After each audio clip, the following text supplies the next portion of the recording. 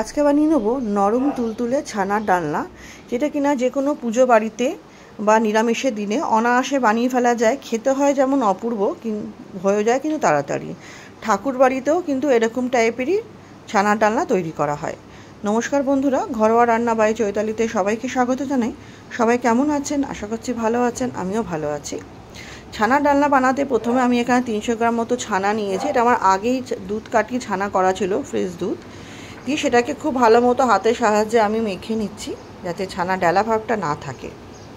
যখন দেখবো ভালো মতো এটা মাখা হয়ে গেছে, এর মধ্যে আমি স্বাদ অনুযায়ী নুন দিয়ে দিচ্ছি, দিয়ে দেবো হাফ চামচ মতো চিনি, দিয়ে দেবো হাফ চামচ জিরে গুঁড়ো, হাফ চামচ ধনে গুঁড়ো, কাশ্মীরি লঙ্কার গুঁড়ো দিচ্ছি হাফ চামচ মতো, গরম মশলা দিচ্ছি হাফ চামচেরও কম, আদা বাটা দিয়েছি হাফ ইঞ্চি আদা গ্রেট করা, আর 1 চামচ লঙ্কা বাটা, আর বাইন্ডিংয়ের জন্য দেবো আমি 2 চামচ মতো ময়দা দিয়ে খুব ভালো মতো এটা আমাকে মেখে নিতে হবে।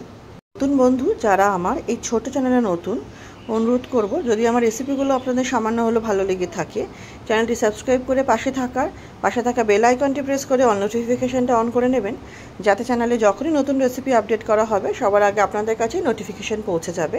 আর রেসিপিটি ভালো লাগলে একটা লাইক করে দেবেন, ফ্রেন্ডস ফ্যামিলির সাথে শেয়ার করে নেবেন, আর ভিডিওটি স্কিপ না করে পুরো দেখার অনুরোধ রইল।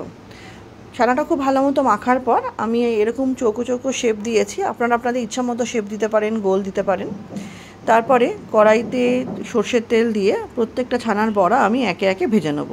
খুব ভালো মতো এপিট ওপিট ভেজে নিতে হবে, বেশি কড়া করব না, হালকা লালচে ভাব আসলেই আমি বড়াগুলো তুলে একটা প্লেটের মধ্যে রেখে দেবো। এই রেসিপিটা যে কোনো ফ্রাইড রাইস বা পোলাও বা যে কোনো রুটি পরোটার সাথে খেতে অপূর্ব লাগে, আর নিরামিষের দিনেও আপনারা অনায়াসে বানিয়ে নিতে পারেন। সেকেন্ড ব্যাচটা আমি ভাজা হতে থাকে এদিকে।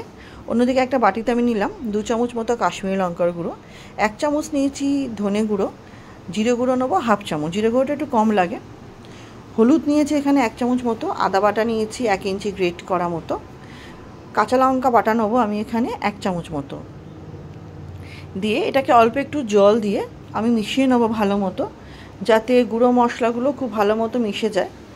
অন্যদিকে কড়াইতে সর্ষের তেল যেটা আমার ছিল বড়া ভাজার পর, তার মধ্যে আমি আলুগুলো নুন হলুদ দিয়ে ভেজে নেবো। আমি এখানে 2টো মতো আলু এরকম চৌকো চৌকো শেপে কেটেছি, ডুমো করে নুন হলুদ দিয়ে ভালো মতো ভাজা করে নেব। ভাজা হয়ে যাওয়ার পর আমি আলুগুলো একটা বাটির মধ্যে তুলে কড়াইতে আরেকটু সামান্য তেল দিয়ে এতে আমি সাদা জিরে ফোড়ন দিচ্ছি, তেজপাতা দেবো 2টো, আর গোটা গরম মশলার মধ্যে 2টো এলাচ, 2টো লবঙ্গ, 2টো দারচিনি আছে, দিয়ে ফোড়নটা আমি কয়েক সেকেন্ড নাড়াচাড়া করবো, 5 থেকে 6 সেকেন্ড মতো।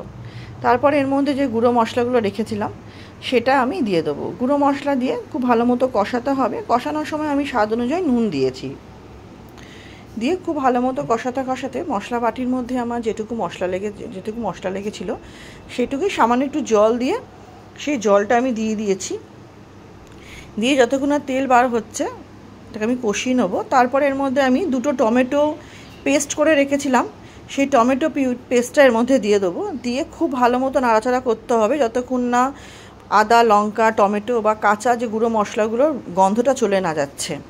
যখন দেখবো খুব ভালো মতো গন্ধ চলে গেছে আর এটা কষে এর থেকে তেল বার হতে শুরু হয়েছে, এর মধ্যে আমি আলুগুলো দিয়ে দেবো। আলুটা দিয়েও আমাকে খুব ভালো মতো কষিয়ে নিতে হবে।